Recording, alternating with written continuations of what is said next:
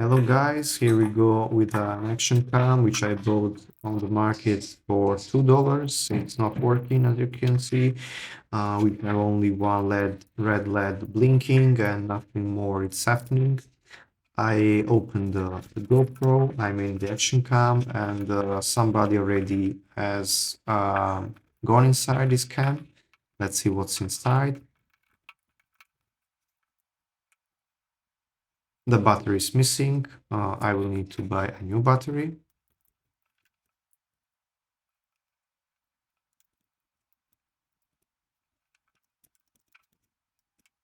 As you can see, whoever worked before on this board didn't actually connect it back the screen. And also, I will show you now that also the mini USB port has been replaced. So basically, someone tried to fix this board, this action cam before. As you can see here, the traces weren't looking that good. Also, I found a bridge with this capacitor here and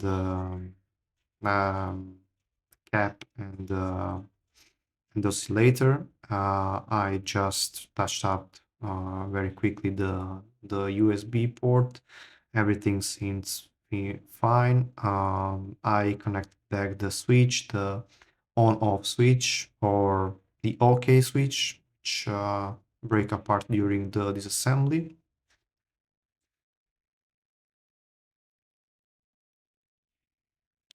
I started diagnosing the board since everything was looking good on a visualist basis.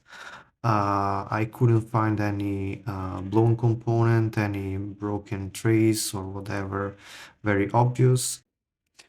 And yeah, after couple of minutes, I understood that probably everything was working fine, but something was not communicating correctly with the main chip during the BIOS initialization and the starting process.